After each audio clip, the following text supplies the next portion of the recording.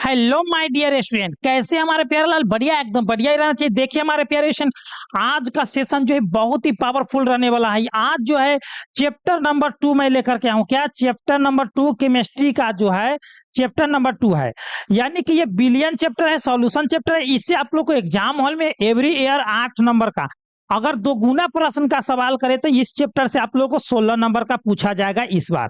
ठीक है ना, एवरी ईयर इस चैप्टर से आप लोग को 8 नंबर का पूछा जाता है।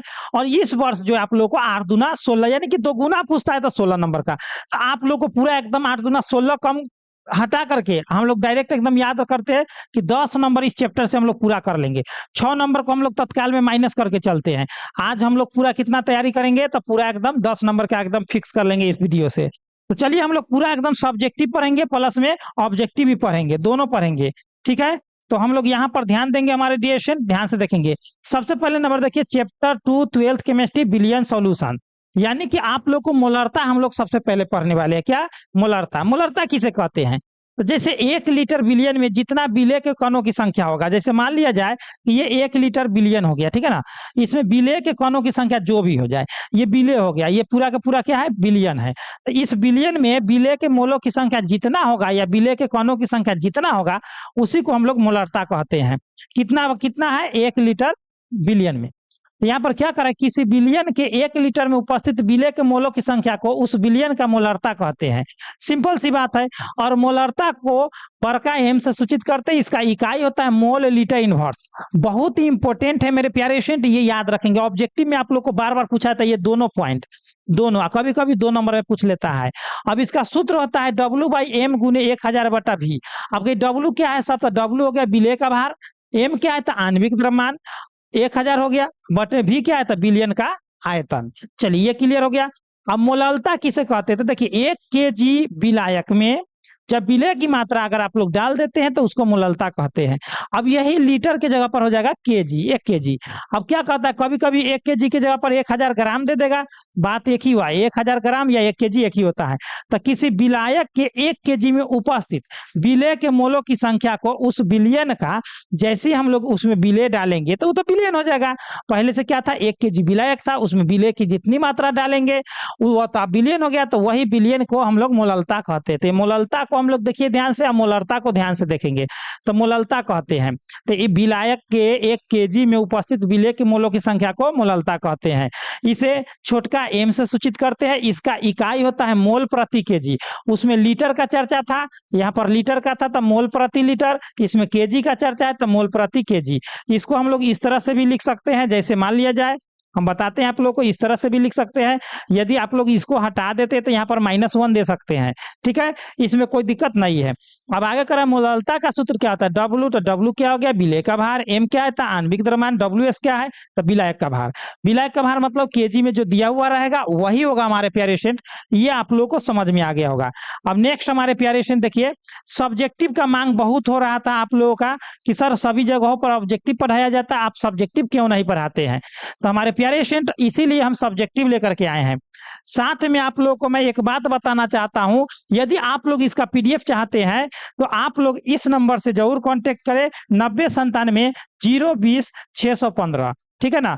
और टेलीग्राम आप लोग ज्वाइन कर लेंगे, डिस्क्रिप्शन बॉक्स में दे दिया गया है। अगर आप लोग को सभी चीज डाउनलोड करना है तो आप लोग ऐप इंस्टॉल कर लेंगे, स्टडी सिलेबस प्रवीण कुमार का, वहां पर सभी चीज दे दिया गया है।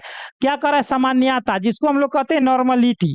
तो किसी बिलियन के 1 लीटर में जितना विलय के समतुल्यों की संख्या, सामान्यता मतलब होता है समतुल्यों की संख्या, विलय की समतुल्यों की संख्या जितना डाला जाएगा मेरे प्यारे स्टूडेंट, उसी को हम लोग कहेंगे सामान्यता। यानी कि किसी बिलियन के 1 लीटर में उपस्थित समतुल्यों की संख्या को उसका सामान्यता या नॉर्मलता कहते हैं। सामान्यता या नॉर्मलता एक ही होता है। इसको हम लोग बड़का एन से सूचित करते हैं। ठीक है ना, बड़का एन से सूचित करते हैं। नॉर्मलता का सूत्र होता है W/E। ई क्या है? तो विलय का समतुल्य भार। अब ई क्या है? तो बिलियन का आयतन। क्यों सर? तो यहाँ पर बिलियन, 1 लीटर बिलियन में विलेय के समतुल्यों की संख्या, विलेय के समतुल्यों की संख्या, और उसमें रहता था मोलारता में था 1 लीटर विलेय में विलेय के मोलों की संख्या, यहाँ पर है समतुल्यों की संख्या, बस इतना ही का फर्क है। ठीक है, ये आप लोग को याद हो गया होगा। अब हम लोग चलते हैं इंपोर्टेंट क्वेश्चन पर, 2 मार्क्स वाला, वो जो भी आप लोगों को था इंपोर्टेंट था। अब मोल प्रभाज या मोल अंश पर हम लोग चलते हैं। ये आप लोग को इस बार जो है एकदम 100% पूछेगा, 100% एकदम 100% आप लोग को ये क्वेश्चन पूछने को है इस बार। मोल प्रभाज या मोल अंश, जिसको हम लोग मोल फ्रैक्शन भी कहते हैं। तो देखिए इसमें क्या होता है मेरे प्यारे से, जैसे मान लीजिए कि एक परिवार होता है, मान लीजिए कि एक परिवार में एक पति और पत्नी है ना। तो एक पति और पत्नी में से एक का अगर मान निकाले, तो देखिए तो एक का मान निकाले, जैसे मान लीजिए कि पति का निकालना है तो पति ऊपर, ठीक है ना, पति ऊपर, बटा में पति प्लस पत्नी नीचे, क्योंकि जिसका गुने कितना था 100, यानी कि तुरंत निकल जाएगा। तो इसके मतलब आप लोग हमारे प्यारे से समझ चुके हैं कि विलयन के किसी खास अवयव, किसी खास अवयव मतलब 2 अवयव होता है, एगो विलेय होता है और एगो विलेय और एक विलायक होता है, समझ गए। तो कोई भी खास अवयव या तो विलेय ले लीजिए या विलायक ले लीजिए, तो किसी खास अवयव के मोल प्रभाज एवं उसी अवयव के मोलों की संख्या तथा विलयन के मोलों की संख्या के अनुपात होता है। तो मोल प्रभाज जो होता है, कोई खास अवयव के मोल प्रभाज जो है उसी विलयन के एक अवयव के मोलों की संख्या। तो एक अवयव के मोलों की संख्या मतलब हो गया एन क्या हो गया, विलेय के अवयव की संख्या या मोलों की संख्या। अब बटा में विलयन के दोनों के अनुपात को हम लोग, इसको हम लोग चाइल से सूचित करते हैं, ठीक है ना। तो इसको हम लोग चाइल एन कहेंगे। अब निकाले किसका, तो कोई एक अवयव, 2 अवयव होता है, एक विलेय और एक विलायक। ये हो गया आप लोग को एन, छोटका एन हो गया विलेय और बड़का एन हो गया विलायक। यानी कि एक का निकालेंगे तो हम लोग जिसको निकालेंगे उसको ऊपर रखेंगे। तो देखिए यहाँ पर क्या हो गया, चाइल विलेय, चाइल विलेय हो गया, तब विलेय का मोल प्रभाज निकाले, तब विलेय वाला ऊपर, बटा में दोनों। फिर यहाँ पर विलायक के निकाले हैं, तो विलायक वाला हो गया ऊपर, बटा में दोनों। यानी कि समझ गए, कोई एक अवयव के मोलों की संख्या एवं विलयन के कुल मोलों की संख्या के अनुपात को, तो एक अवयव के मोलों की संख्या बटा है, विलयन के कुल मोलों के संख्या के अनुपात हो गया, अनुपात मतलब बटा में।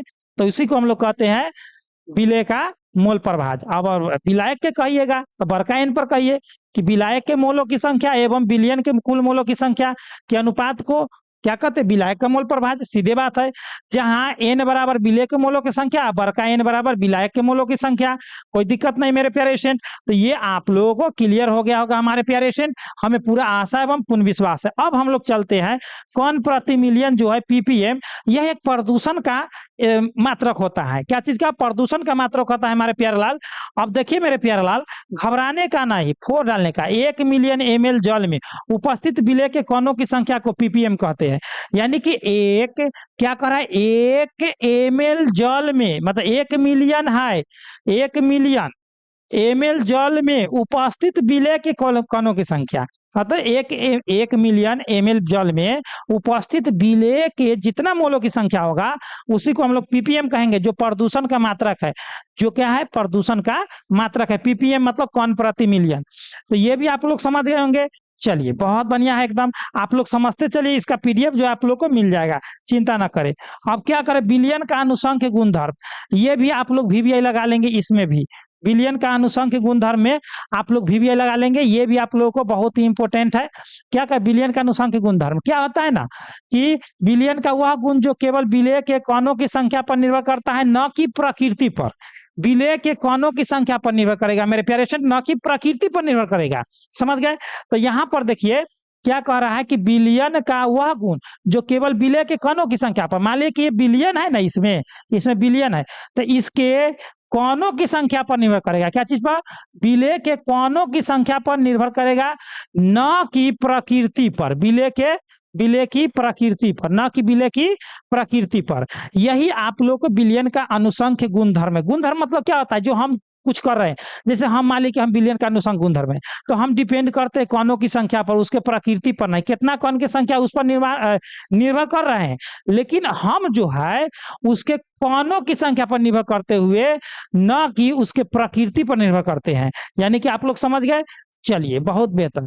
अब देखिए विलयन जो आता है, विलयन का अनुसंख्य गुणधर्म 4 प्रकार का होता है, और ये बार बार पूछा जाता है आप लोग को ऑब्जेक्टिव में। फिक्स समझिए, यहां से एवरी ईयर आप लोग को एक ऑब्जेक्टिव उठता है।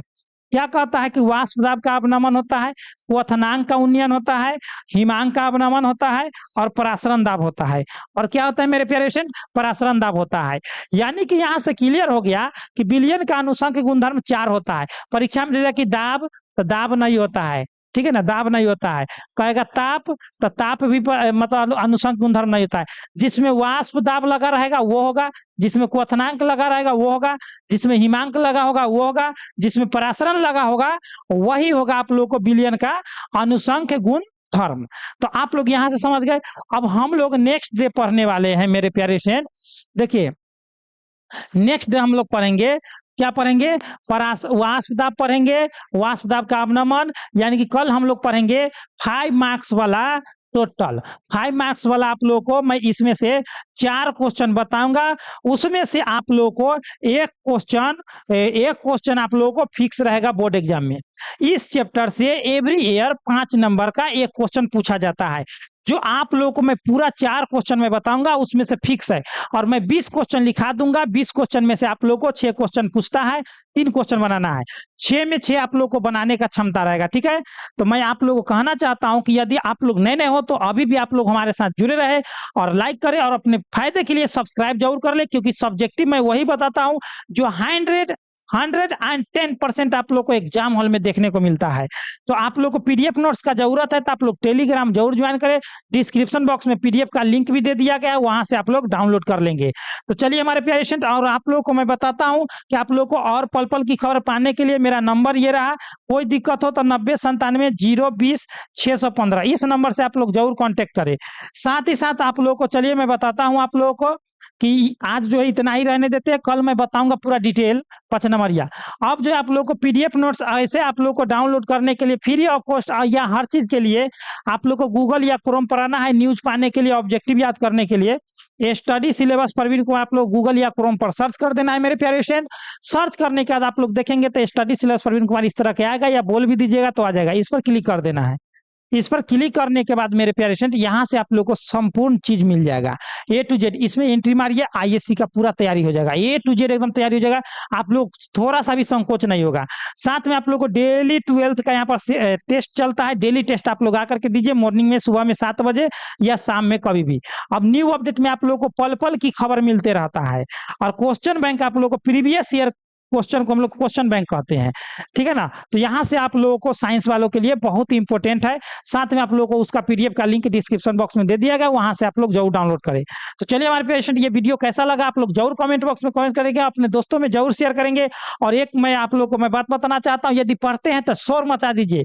ऐसा एग्जाम का तैयारी हो कि एग्जाम हॉल के शहरों में आप लोगों का शोर हो जाना चाहिए, ठीक है ना।